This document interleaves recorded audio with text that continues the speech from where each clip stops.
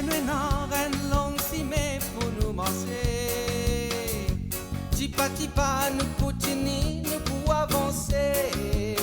Traverse montagne, persécution, marécage, douleur et souffrance. Tipa tipa nous pour avancer, nous faire confiance. Même si nous portons les bien lourd, nous n'avons pas besoin d'un bisou. Tipa tipa nous pour avancer vers le royaume bon Dieu.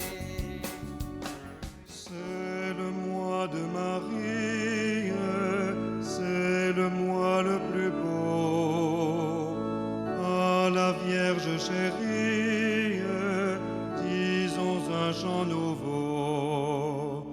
Ornons le sanctuaire de nos plus belles fleurs. Offrons à notre mère et nos champs et nos fleurs. C'est le mois de Marie, c'est le mois le plus beau. À la Vierge chérie, disons un chant nouveau. De la saison nouvelle, on vante les attraits. Marie est bien plus belle, plus brillants sont ses traits. C'est le mois de Marie, c'est le mois le plus beau. À la Vierge chérie, disons un chant nouveau. Chers amis téléspectateurs, bonsoir et merci d'être avec nous en ce dimanche soir pour cette émission Tipa Tipa, ensemble nous avancer. Le 25 mars dernier, le pape François prononçait la consécration de la Russie et de l'Ukraine au cœur immaculé de Marie, un acte de foi pour répondre à l'invitation lancée par la Vierge elle-même lors de ses apparitions à Fatima. Le mois de mai est traditionnellement connu comme le mois de Marie par beaucoup de chrétiens à travers le monde et à Maurice. Et la personne de Marie est une personne qui est peut-être la femme la plus connue à travers le monde, que ce soit à travers l'art, à travers la culture, à travers les livres, les poèmes, les sculptures, les peintures. Elle a toujours inspiré les auteurs, elle a toujours inspiré des personnes. Ici même à Maurice, beaucoup d'églises, des grottes lui sont consacrées, même des villages lui sont consacrés. Notre-Dame, Bonne Mère par exemple. Pour parler de la dévotion mariale et de ce mois de Marie, j'ai le plaisir d'accueillir sur le plateau de Tipa Tipa Roselyne Mongela et Éric Trompeuse, membre de la Légion de Marie, et Catherine et Manfred Victoire des équipes Notre-Dame. Bonsoir. Bonsoir. Et merci d'être avec nous ce soir pour parler de cette dévotion mariale au cœur de vos mouvements respectifs, la Légion de Marie et les équipes Notre-Dame. C'est un mouvement catholique qui regroupe les couples mariés qui font partie des équipes Notre-Dame. Alors, comment est-ce que ça se vit dans le concret? On a des rencontres qui est plus partage qu'autre chose. Dans ces rencontres, il y a 5 ans. Donc, Manfred va vous parler. Alors, comme Catherine vous a dit, il y a 5 ans, une réunion d'équipe. Donc, d'abord, une équipe, c'est composé de 5 couples et accompagné par un conseiller spirituel ou un accompagnateur spirituel. La réunion est centrée sur le Christ. Le Christ est le personnage central. On ne se rencontre pas parce que j'aime bien celui-là ou bien celui-ci. Non, on se rencontre au nom du Christ. Au nom du Christ. Donc, la réunion est en 5 temps. Il y a la lecture de la parole qui est dans un thème qui nous est envoyé par l'équipe internationale. Parce que les équipes Notre-Dame, ce n'est pas seulement à l'île Maurice, mais dans le monde entier. Mais avant de parler du fonctionnement de ces équipes, comment les équipes Notre-Dame sont arrivées à Maurice? Et quel est l'essence même des équipes Notre-Dame? Alors, les équipes Notre-Dame ont été introduites à l'île Maurice par feu de Jean Mangéo. L'évêque Jean Mangéo en 1953. Donc, le mouvement a pris naissance bien avant en France avec le père Caffarel et les 4 couples qui ont débuté la première équipe. Donc, ça a commencé de loin et c'est arrivé ici à Maurice. C'est dans le souci aussi, comme il a dit, c'est centré sur le Christ. Mais pour aller vers le Christ, c'est, comment dire, le médium, l'élément clé, c'est Marie. Parce que Marie a vécu sur terre, a affronté Jésus. Donc, il n'y a pas meilleur, comment on dirait, apprentissage, guide, que de se tourner vers Marie. Marie qui est tendresse, Marie qui est humble, Marie qui reste ferme dans son oui jusqu'à la fin. Et c'est ce oui-là où nous allons nous aussi en couple. Ce oui, cette promesse de tenir et de faire sa route ensemble vers le Seigneur. Aujourd'hui, nous sommes dans une société où tout est jetable, n'est-ce pas? On jette beaucoup de choses. On utilise et on jette. Vous me parlez de fidélité, vous me parlez de cette relation que Marie elle-même avait avec son entourage et surtout avec son Seigneur. Comment aujourd'hui, vous, en tant que membre des équipes Notre-Dame, en tant que couple, comment parler de fidélité aujourd'hui? C'est quoi? Est-ce que c'est facile? Est-ce que ça tombe du ciel? Une fois qu'on a dit oui, c'est bon? Au fait, parler, c'est bien, mais être témoin dans son être, il ne faut pas paraître. On vit sa vie avec en vérité, en toute franchise. On ne se cache pas et on ne va pas se dire qu'on ne se querelle pas, qu'il n'y a pas de discussion. Et on est tout va sur le même niveau, on s'entend tout le temps. Non, ce n'est pas vrai. On est vrai, on vit sa vie en vérité. Donc, ce témoignage de vie est plus fort que tous les discours que nous pourrions donner. Et au niveau de la Légion de Marie, là aussi, c'est un mouvement que le premier évêque mauricien, Jean Margéot, a introduit à Maurice. Quel était le besoin d'introduire la Légion de Marie à Maurice? Roselyne, vous êtes la présidente. Oui.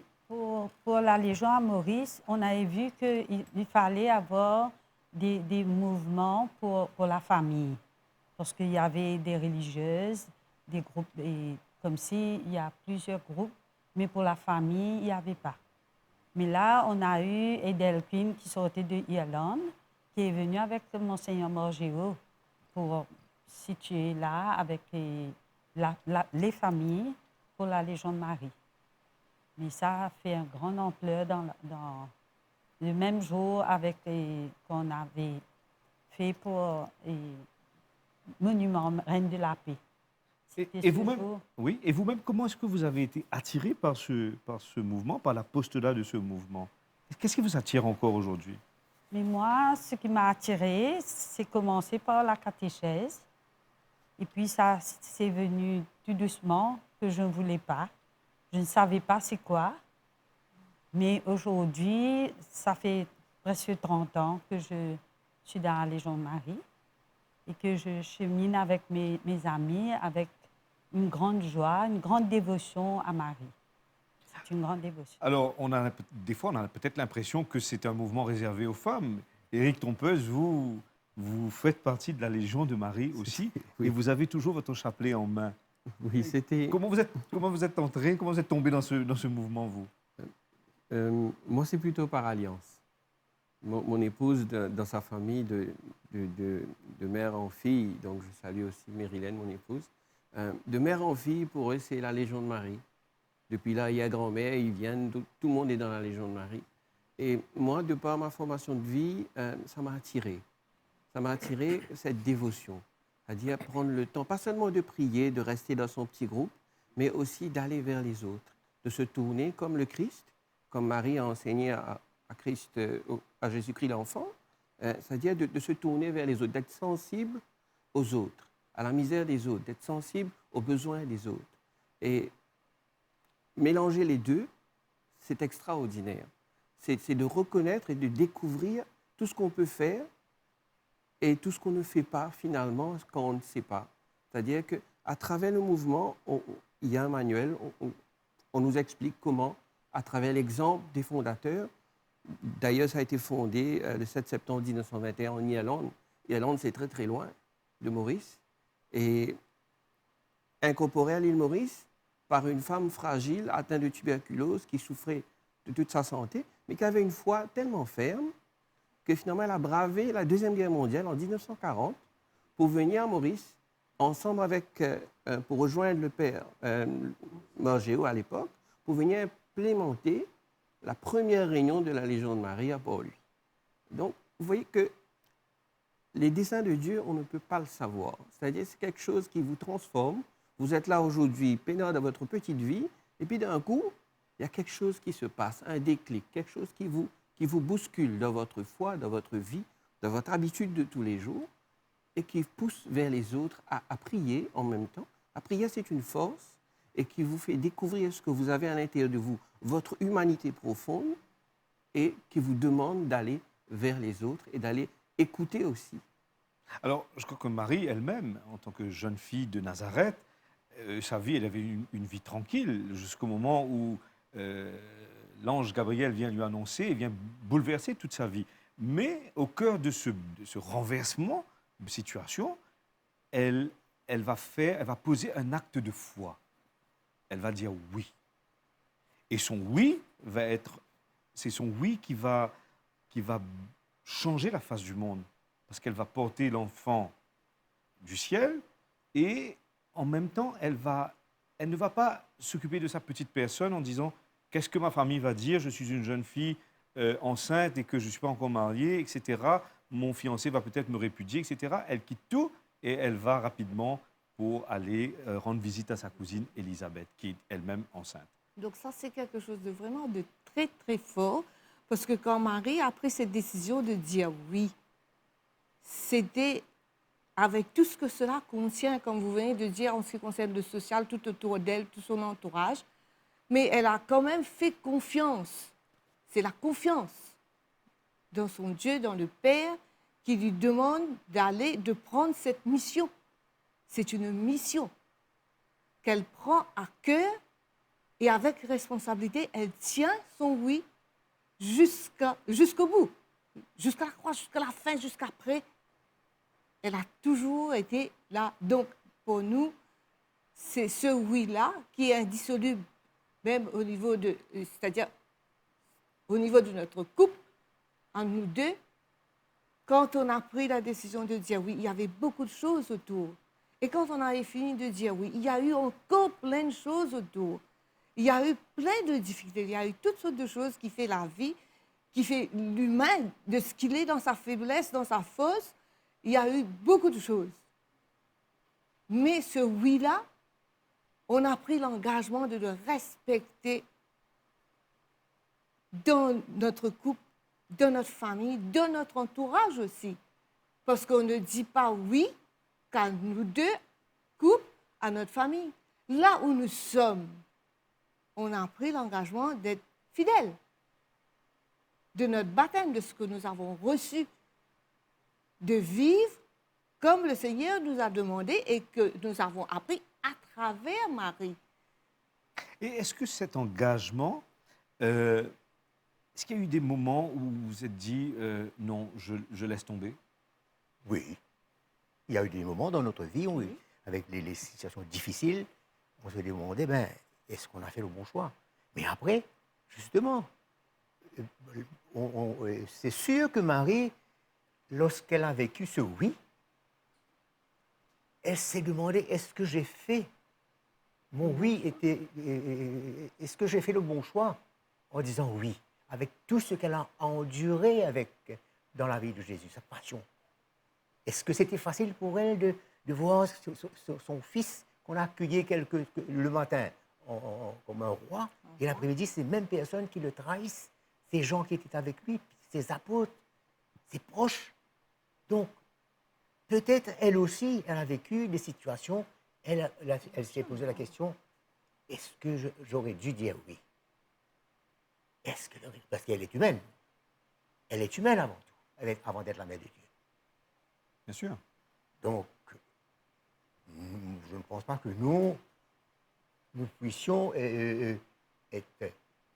Le serviteur ne peut pas être plus grand que le maître, comme on dit. Bien sûr. Non. Bien sûr. Elle a vécu des situations difficiles, peut-être qu'elle a eu des doutes, mais nous aussi, nous avons eu des doutes. Est-ce que nous avons fait le bon choix? Mais n'empêche que, à travers le dialogue, on se parle. Et d'ailleurs, dans les équipes Notre-Dame, il y a ce qu'on appelle les points concrets d'effort. Et dans ces 5 points concrets d'effort, et là-dedans, il y a le devoir de s'asseoir. Une fois le mois, le couple se rencontre au nom du Christ. Avec le Christ présent, on se parle. Pas pour se tirer dans les pattes, pas pour se chamailler, mais, toi en tort, toi qui en tort. Non, mais voir où on a été faible. Où est le maillon faible pour pouvoir reprendre. Et dans ce chemin-là, il y a Marie qui nous accompagne. Est-ce que chaque jour est un renouvellement? Tout à fait. Si on se repose sur ces lauriers, on n'aurait pas eu 47 ans de mariage. Chaque jour, c'est un combat pour avancer. Chaque jour, c'est un combat pour avancer. Alors, dans l'Évangile, Marie ne parle pas beaucoup. Elle ne parle pas beaucoup, et pourtant, ce qu'elle dit résume sa vocation d'être au service. Et vous, au cœur du chapelet, qu'est-ce qui vous interpelle plus au cœur de cette prière du Je vous salue Marie que vous récitez quotidiennement? Et ce qui m'interpelle, c'est le chapelet, c'est le mystère de l'Évangile, le mystère de Jésus et Marie, ce qu'ils ont parcouru. Et puis, dans le chapelet, ce que j'aime et ce que je te salue Marie, c'est la prière de l'ange. Et puis, il y a la salutation d'Élisabeth. Tu es bénie entre toutes les femmes. Et puis, la prière de nous, qu'on prie pour nous, pauvres pécheurs. Comme c'est une prière qu'on fait tous les jours. Alors, ce qui est intéressant de voir dans cette prière, c'est prie pour nous, pas dans une semaine, dans 3 jours, mais prie pour nous maintenant. Et à l'heure de notre mort. Voilà. Pourquoi maintenant?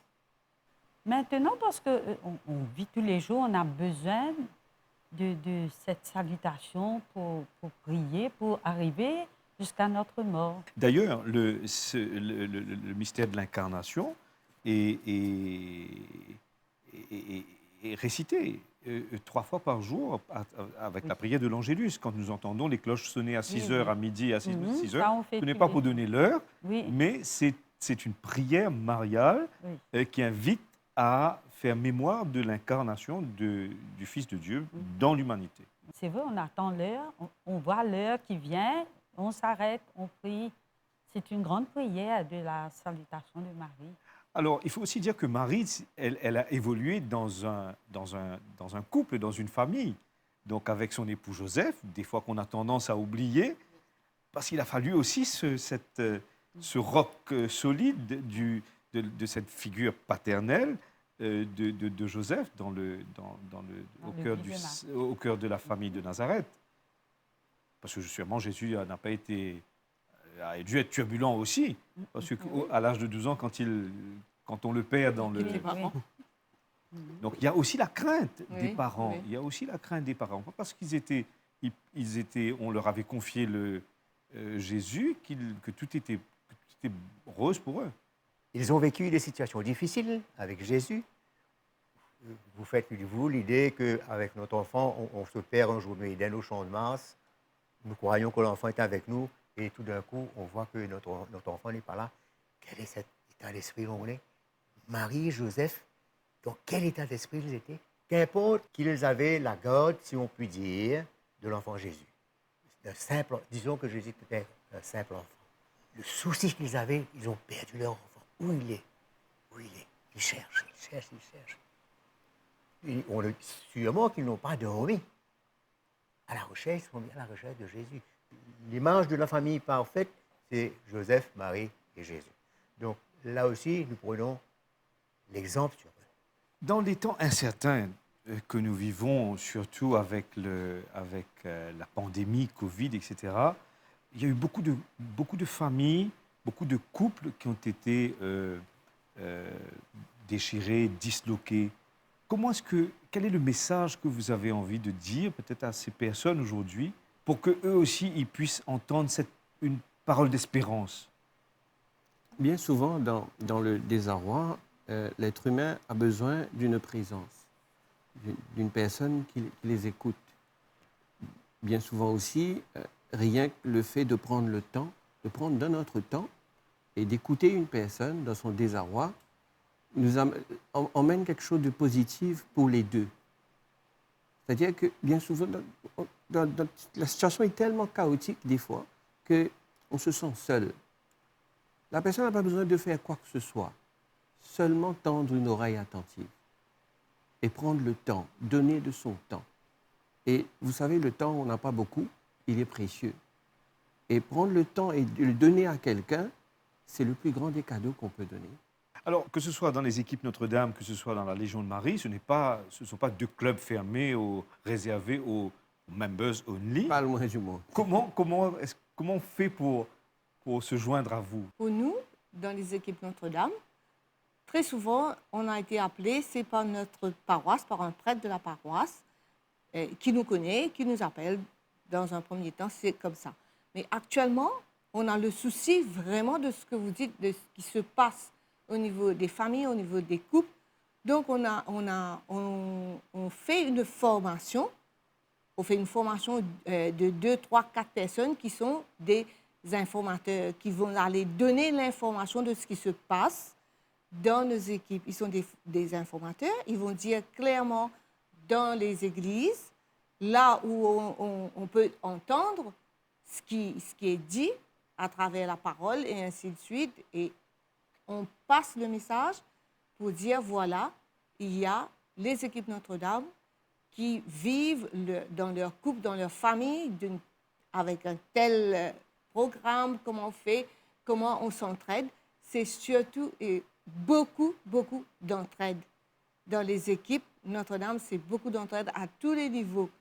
Au niveau spirituel, au niveau de la vie courante, au niveau de toutes les difficultés, parce qu'on est en équipe, on a un espace pour se parler, pour se dire, pour s'entendre, pour s'écouter et surtout se reconforter, élever de la situation où on est.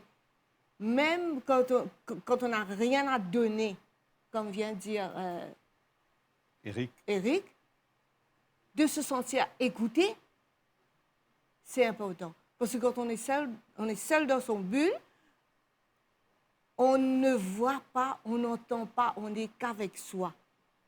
Et si on garde ça, ça va nous déstabiliser, certainement. Si on a un espace où partager ce qu'on vit, ça aide. C'est une grande aide. Et ce qui est plus important, c'est que, comme vous dites, ce n'est pas un club fermé. Mais il y a le respect de l'autre qui est devant nous. Il y a le respect de ce partage que cette personne-là vient nous faire. Et ça reste entre nous. On essaye de faire que ça avance avec ce que nous pouvons apporter et que ça ne soit pas sur la place de... Bien sûr. Alors, le pape Jean-Paul II a encouragé les jeunes à reprendre leur chapelet pour se mettre à l'écoute de Marie, qui elle-même se met à l'école de la parole. Hein. Roselyne, est-ce que c'est une prière que vous auriez aimé voir se développer davantage parmi les jeunes aujourd'hui? Oui, ça va développer. J'en suis sûre, parce que les jeunes ont leur chapelet, même dans leur cou, dans leurs bras. Et individuellement, ils font « Je te salue Marie ». Il est conscient que dans des moments de joie et de difficiles, il prie. Et puis pour rejoindre la Légion de Marie, on est là toujours, et deuxième samedi, avec le bureau, avec les officiers. Et je suis là, à Rosine Montgelat, à Sainte-Hélène. C'est facile de me rejoindre avec le secrétariat.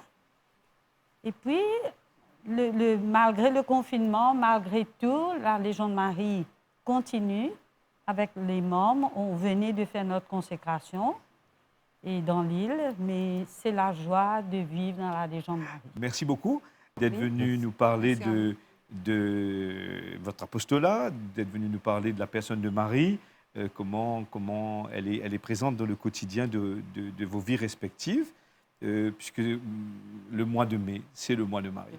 Voilà, chers amis téléspectateurs, merci beaucoup d'avoir été des nôtres ce soir. Et je remercie tous nos invités pour leur présence et je remercie également Rodney Coco pour sa collaboration à cette émission. Je vous souhaite une excellente soirée, un très bon mois de Marie et on vous donne rendez-vous la semaine prochaine pour une autre émission de Tipa Tipa. Ensemble, nous avancer. La rose épanouie au premier feu du jour nous rappelle, ô Marie, ton amour maternel. C'est le mois de Marie, c'est le mois le plus beau. À la Vierge chérie, disons un chant nouveau. Fait que dans la patrie, nous chantons à jamais. Sainte Vierge Marie, ta gloire et tes bienfaits. C'est le mois de Marie, c'est le mois le plus beau. À la Vierge chérie, disons un chant nouveau.